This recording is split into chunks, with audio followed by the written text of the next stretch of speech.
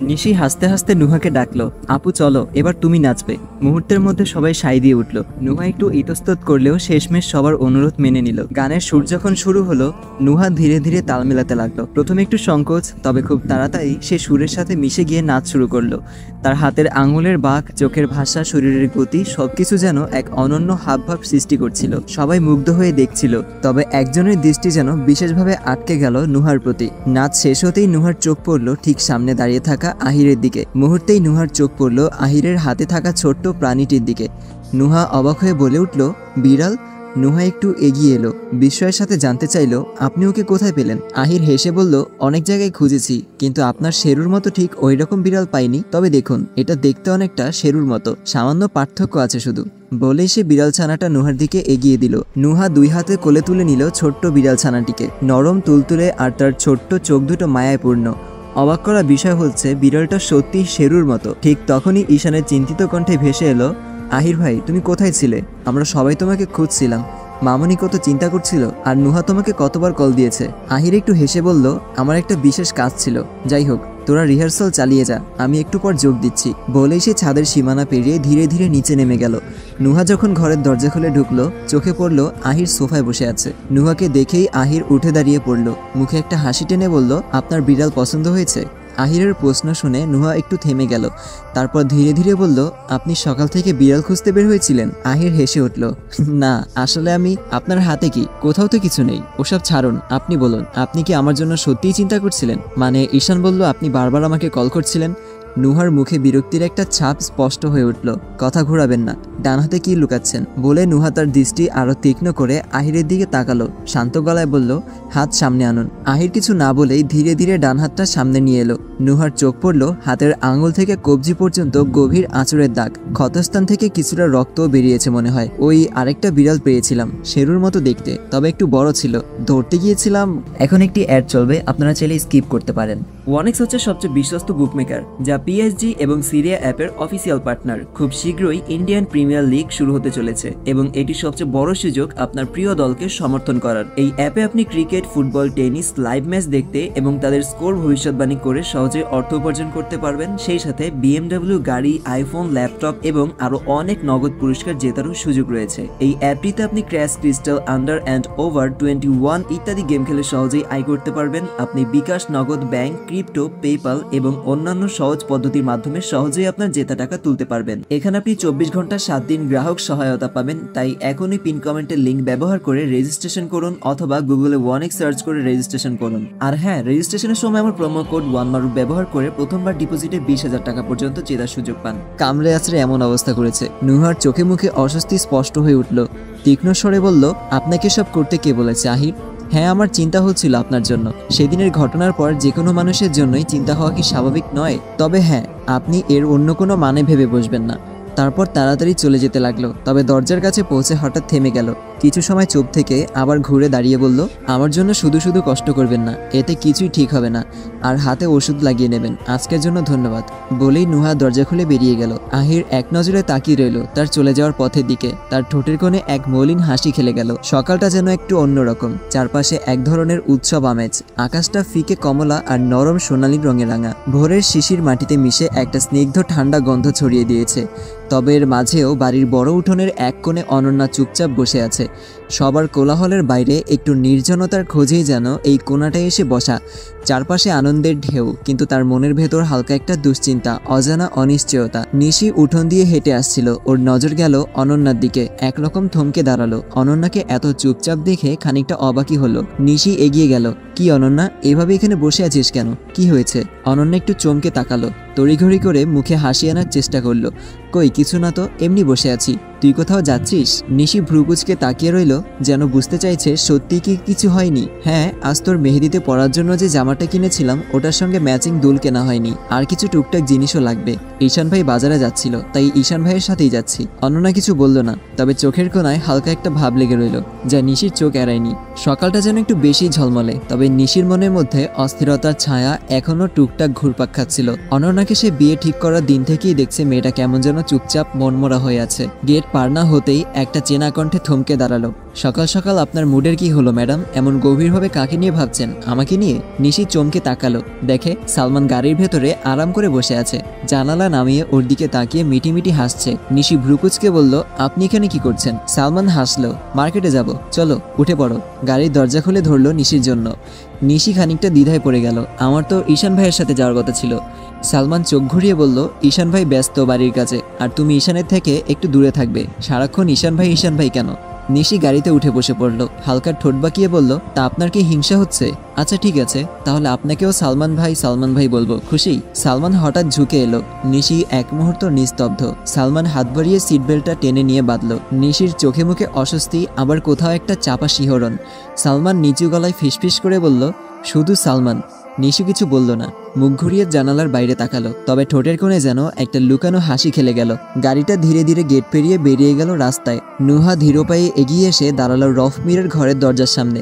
দরজাটা হালকা খোলা, ভেতর থেকে ভেসে আসছে নিচু স্বরে কথা বলার শব্দ। নুহা উকি দিয়ে দেখলো শাহনাজ মীর আর রফ মীর পাশাপাশি বসে আছেন, মুখ দুটো বেশ গম্ভীর। এক মুহূর্ত দাঁড়িয়ে থেকে নুহা নক করলো, ভেতরে আসতে পারি? রফ মীর চোখ তুলে তাকালেন, মুখে কৃত্রিম এক হাসি টেনে বললেন, এসো নুহা। নুহা ধীরে ধীরে ভেতরে ঢুকে দাঁড়ালো। আপনি আমাকে ডেকেছেন? রফ মীর সোজা হয়ে বসলেন। তুমি আজকে অফিসে গিয়েছিলে? নুহা মাথা ঝাঁকালো, হ্যাঁ, বিয়ের জন্য কয়েকদিন যেতে পারবো না, তাই ভাবলাম একবার ঘুরে আসি, তবে দুপুরের আগেই চলে এসেছিলাম। রফ মীর চোখ সরু করলেন, তা না হয় বুঝলাম, কিন্তু শুনলাম তুমি আব্বাস উদ্দিনকে বলেছো কোম্পানির 6 বছরের হিসাব নিকাশ লেনদেনের সমস্ত ডকুমেন্ট তুমি দেখতে চাও, তোমাকে দিতে। নুহা স্বাভাবিক স্বরে বলল, হ্যাঁ আঙ্কেল, আপনাকে অফিসে পাইনি, তাই আব্বাস আঙ্কেলকেই বলেছি, উনি আপনাকে জানিয়ে ভালোই করেছেন। শাহনাজ মীর এতক্ষণ চুপ ছিলেন। এসব কি বলছো নুহা? তোমার কি মনে হয় আমি আর ভাইজান 6 বছরে তোমার বাবার কোম্পানি থেকে টাকা সরিয়েছি?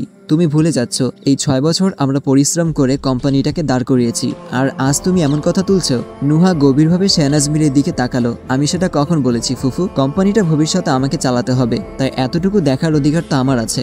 আর যদি সবকিছু ঠিক থাকে তাহলে হিসাব দেখাতে আপত্তি কোথায়? রফ মীর গম্ভীর কণ্ঠে বললেন, তোমার বাবা আমার আপন ভাই ছিলেন, তার মৃত্যুর পর থেকে তোমাদের 2 বোন আর এই কোম্পানির দেখভাল করেছি, আর আজ এইটা তোমার প্রতিদান। তুমি আমাকে সন্দেহ করছো? তুমি কি জানো না আমার নিজেও একটা কোম্পানি আছে? আমি কেন তোমার বাবার কোম্পানির টাকা সরাবো? আমি বুঝতে পেরেছি আঙ্কেল, তবে একটা কথা স্পষ্ট করে দেই, আপনি আমাদের উপর কোনো দয়া করেননি। আপনার কোম্পানি আজ বড় হয়েছে, কিন্তু 6 বছর আগে তার অবস্থা শোচনীয় ছিল, সেটা তো আপনিও জানেন। যাই হোক, আমি সেসব নিয়ে কথা বলতে চাই না। আমি আমার বাবার কোম্পানি 6 বছরের সব লেনদেনের হিসাব চাই, প্রতিটা কাগজ, প্রতিটা টাকা পয়সার ডকুমেন্টস আমার চাই। আশা করি সময় মতো তৈরি রাখবেন। নুহা দাঁড়িয়ে থাকলো এক মুহূর্ত, তারপর মাথা নিচু করে বলল, আমি আসি, কোনো ভুল হলে ক্ষমা করবেন। নুহা বেরিয়ে যাওয়ার পর ঘরটায় কয়েক মুহূর্ত নিস্তব্ধতা। শাহনাজ মীর অসহিংসু ভঙ্গিতে শাড়ির আঁচল ঠিক করলেন, কণ্ঠে উপহাস আর ক্ষোভ মিশিয়ে বললেন, শুনলে তো ভাইজান, আমি তোমাকে আগেই বলেছিলাম এই মেয়েকে এত মাথায় তুলো না। সাপকে যতই দুধকলা খেতে দাও না কেন, সময় হলে ফোঁস তো করবেই। রফ মীর চুপচাপ সিগারেট ধরালেন, চোখে মুখে কঠোরতার ছাপ। ধোয়া ছাড়তে ছাড়তে ঠান্ডা অথচ ধারালো স্বরে বললেন, সাপের বীজদাঁত কি করে ভাঙতে হয় সেটা রফ মীর খুব ভালো করেই জানে। রফ মীর খেলার নিয়ম ভাঙা পছন্দ করে না, যে ভাঙে তাকে খেলার মাঠ থেকেই সরিয়ে দেয়। সন্ধ্যার নরম আভায় সেজে উঠেছে ছাদের প্রতিটি কোণা। দিনের আলো মুছে গিয়ে যখন আকাশে গাঢ় নীলের আবরণ, তখনই এক ঝলক রঙিন আলোর ফোয়ারা যেন ঝরে পড়েছে পুরো ছাদ জুড়ে। চারদিকে ঝুলছে ছোট্ট ছোট্ট রঙিন বাতি, বাতাসে দোল খাচ্ছে ফুলের মালা, মৃদু হাওয়ায় ভেসে আসছে সুরেলা গানের মূর্ছনা, আনন্দ উচ্ছ্বাস, সব মিলিয়ে উৎসবের সন্ধ্যা। মেহেদির অনুষ্ঠানের কেন্দ্রবিন্দু সেই ছোট্ট বসা জায়গাটা, শীতল পাটি বিছানো, তার উপর বালিশ দিয়ে তৈরি করা নরম আসন, পাশে রাখা গোলাপ, গাঁদা আর রজনীগন্ধার ঝুড়ি। মেয়েরা সবাই রঙিন শাড়ি, গার্জিয়াস সালোয়ার কামিজে সেজেগুজে এসেছে। হাতে কাচের চুড়ির রিনিঝিনি শব্দে মিলিয়ে যাচ্ছে হাসি আর খুনসিটির শব্দ। মেহেদি আঁকার কাজ শুরু হয়েছে। আশেপাশে দাঁড়িয়ে কেউ গানের তালে হাততালি দিচ্ছে, কেউ আবার মৃদু নাচের ছন্দে দুলছে। কেউ মজা করে বলছে, মেহেদির রং যত গাঢ় হবে, স্বামীর ভালোবাসাও নাকি তত বেশি হবে। নুহা অনন্যার পাশে বসে মেহেদি আঁকার জন্য প্রস্তুতি নিচ্ছে, যদিও এসবের প্রতি তার আগ্রহ বরাবরই কম। নিশি তাকে জোর করে ধরে নিয়ে এসেছে। তখন হঠাৎই কানে একটা মিষ্টি গানের সুর ভেসে এলো। নুহা অবাক হয়ে তাকিয়ে দেখলো আহির গিটার হাতে দাঁড়িয়ে আছে, এক প্রকার হালকা নাচতে নাচতে গান গাইছে। গানটা শুরু হলো। আহির চোখ সরু করে সালমানের দিকে তাকালো। সালমানের চুপচাপ মুখটা যেন একটু অস্বাভাবিক লাগছিল। কিরে, তোর আবার কি হলো? দেখছি মুখে যেন একটা নীরবতা সেটা বসে আছে। এসব তো তোর চরিত্রের সঙ্গে যায় না। সালমান গম্ভীর চোখে সামনের দিকে তাকিয়ে বলল, জানিস, চারপাশে এত আনন্দ, এত হৈহুল্লোড় দেখে কেন যেন আমার বাড়ি ফিরে যেতে ইচ্ছা করছে না। আহির ভ্রু কুঁচকে তাকালো। আমি কি তোকে যেতে বলেছি? তুই নিজেই তখন থেকে বলে যাচ্ছিস যেতেই হবে যেতেই হবে, এখন আবার বলছিস যেতে মন চাইছে না। ঠিক করে বলতো ব্যাপারটা কি? সালমান কিছুক্ষণ চুপ থেকে খেই হারানো মানুষের মতো হালকা হাসলো, তারপর গলায় একটু রসিকতার ছোঁয়া এনে বলল, ওই আমি বিয়ে করব। ঈশান পাশে বসেছিল, সালমানের কথা শুনে চমকে তাকালো, তারপর সালমানের ঘাড়ে একটা হাত রেখে আবার বলতো, তুই কি করবি? তুই আর বিয়ে? বলেই ঈশান খিলখিলিয়ে হেসে উঠল। সালমান চোখ বড় করে ঈশানের দিকে তাকালো। হাত ছড়া, আমি কি এখনো এত নালায়েক আছি যে বিয়ে করতে পারবো না? ঈশান হাসি থামিয়ে বলল, ভাই নালায়েক না, তুই বোধহয় নাবালক বলতে চেয়েছিলি। আহিরও এবার হেসে ফেলল। সালমান ভ্রুকুচকে বলল, আমি তো সেটাই বলেছি, এমন হাসবি না তো সবসময়। সালমান আহিরকে ধরে টলমল পায়ে ঘরে ঢুকলো। নুহা তখন খাটের কিনারায় বসে আনমনে জানালার বাইরে তাকিয়েছিল। দরজার শব্দে মুখ ফেরাতেই চোখে পড়ল আহিরের অস্বাভাবিক অবস্থা। মুহূর্তেই উঠে দাঁড়ালো সে, কপালে চিন্তার ভাঁজ। সালমান, কি হয়েছে ওনার? উদ্বিগ্ন কণ্ঠে জানতে চাইল নুহা। সালমান হালকা হাসি চাপার চেষ্টা করে বলল, ভাবি আসলে আমরা একটা ছোটখাটো পার্টি করছিলাম। আহির তো এসব ছুঁয়েও দেখে না, কিন্তু আজ কি এক জেদের বসে যেন। কথা শেষ করার আগেই আহির টলতে টলতে বলে উঠল, খেয়েছি, বেশ করেছি। আমি তো শুধু। সালমান ওর হাত শক্ত করে ধরে বলল, আস্তে, পড়ে যাবি তো। আহির বিরক্ত হয়ে ধমক দিল, ছাড়তো। ধবধবে চোখে নুহার দিকে তাকিয়ে গভীরভাবে দেখতে লাগলো, যেন এই মুখটা তার চেনা অথচ অচেনা। নুহা অপ্রস্তুত হয়ে বলল, অদ্ভুত, এইভাবে কি দেখছেন? আহির চোখ সংকীর্ণ করে সালমানকে উদ্দেশ্য করে বলল, এই সালমান, তুই কি রে? আমার সঙ্গে এইভাবে কথা বলছে, এটা কে বলতো? ভাবি, ওকে শুইয়ে দেন, আমি আসছি। বলেই দ্রুত সালমান বেরিয়ে গেল ঘর থেকে। নুহা এগিয়ে গিয়ে আহিরকে ধরল, আসুন, শুয়ে পড়ুন। আহির চমকে উঠল, তার আগে বলো, আমাকে ধরেছো কেন? এটা তো আমার ঘর। তুমি কে? তুমি চোর নাকি? বলেই হুমড়ি খেয়ে পড়ে যাচ্ছিল। নুহা দ্রুত শক্ত হাতে তাকে ধরে ফেলল। আমি আপনার বউ। ঘর নিস্তব্ধ হয়ে গেল। আহির স্তব্ধ চোখে তাকিয়ে রইল, তারপর ধীরে ধীরে উজ্জ্বলতা ছড়িয়ে পড়ল তার চোখে মুখে। দাঁড়াও দাঁড়াও। নুহার চুলগুলো সরিয়ে কানের পেছনে গুজে দিল সে। মুখটা নিজের দিকে ঘুরিয়ে গভীরভাবে তাকালো। আমার বউ? তুমি সত্যিই আমার বউ? চোখে মুখে শিশুর মতো বিস্ময় আর আনন্দ। এই সালমান, দেখ, এটা আমার বউ, কত সুন্দর তাই না? পেছনে তাকিয়ে দেখে সালমান নেই। দেখ শালা, কোথায় গেলি? নুহা নিরুপায়। চলুন, বিছানায় চলুন। যখন আহিরকে কোনো মতে বিছানায় শুয়ে দিয়ে উঠতে যাবে, তখনই ওড়নায় টান। পেছন ফিরে তাকালো নুহা। আহির তার ওড়নার প্রান্ত ধরে রেখেছে, চোখে যেন নেশা নয়, এক অন্যরকম আবেশ।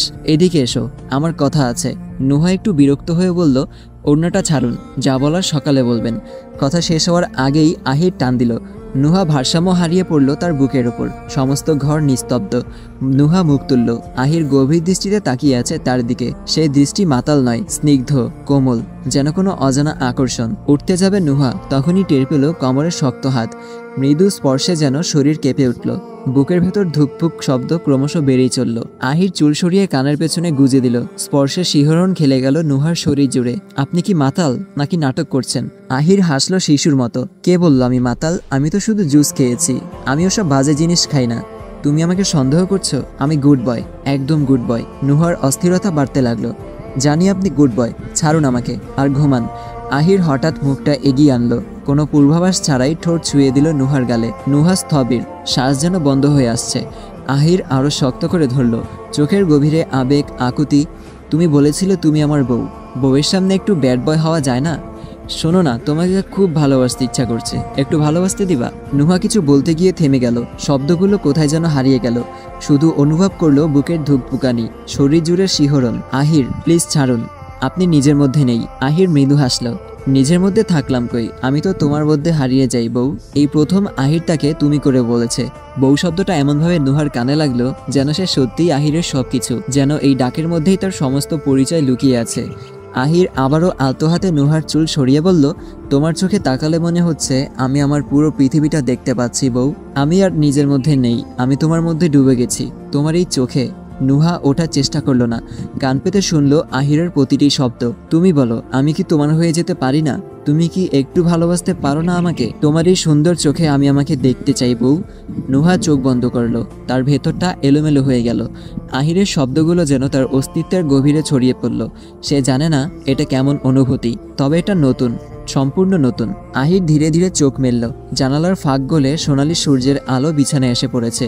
চোখের পাপড়ির ওপর রোদের মৃদু উত্তাপ, অথচ মনে এক অজানা ভার। মাথাটা ভারী লাগছে, যেন গতরাতের সবকিছু ঘুমের গভীরে ডুবে গেছে, অথচ কিছুটা এখনো রয়ে গেছে স্মৃতির ধোঁয়াশায়। বিছানায় উঠে বসলো সে, হাতের আঙুল চুলে চালিয়ে নিল ধীর গতিতে। মনে করতে চাইলো গতরাত। কালকে রাতে সবাই চলে আসার পর আমরা তিনজন ছাদে ছিলাম, সালমান, ঈশান, সাদ, হাসি তামাশা। তারপর আহির চোখ বন্ধ করে স্মৃতির সুতোয় টান দিল। ধোঁয়াটে আবছা কিছু দৃশ্যপাট একে একে সামনে আসতে লাগলো। নিজের ভারসাম্যহীন পদক্ষেপ, সালমানের কাঁধে ভর দিয়ে ঘর ফেরা, নুহার উদ্বিগ্ন চোখ, আহিরের নিঃশ্বাস ভারী হয়ে এলো। পরের দৃশ্যগুলো যেন ঝাপসা, অথচ অনুভবগুলো তীক্ষ্ণ। ওড়নাটায় টান, তার হাতের মৃদু ছোঁয়া, বুকে হঠাৎ ধসে পড়া নরম শরীর, চুল সরিয়ে কানের পেছনে গুজে দেওয়া, গালের ঠোঁটের ছোঁয়া, তীব্র শিহরণ, কোমর জড়িয়ে ধরে রাখা, মৃদু ফিসফিস, বউ। আহির কাঁপা কাঁপা হাতে নিজের বুক ছুঁয়ে দেখল, যেন সেখানে এখনও লেগে আছে সেই মুহূর্তের আবেশ। বুকের গভীরে ধকধক শব্দ আরও জোরে হতে লাগলো। মনে হতে লাগলো শ্বাস আটকে আসছে। শিট, নিজের কপালে হাত রাখলো সে। বিন্দু বিন্দু ঘাম ঝমছে কপালের কোণে। আমি কি করলাম? কিভাবে পারলাম? নুহা আমার স্ত্রী, আমার দায়িত্ব, অথচ আমি এতটা কন্ট্রোললেস কিভাবে হলাম? আহির নিজেকে মুখ আড়াল করলো দু হাতে। লজ্জা, অনুশোচনা, ভয় সব মিলিয়ে এক তীব্র অস্থিরতা বুকে চেপে বসেছে। নুহা এখন কি ভাবছেন আমাকে নিয়ে? আমাকে ঘৃণা করবেন? তার চোখে কি আমি নোংরা মানুষ হয়ে গেলাম, বা বিশ্বাসঘাতক?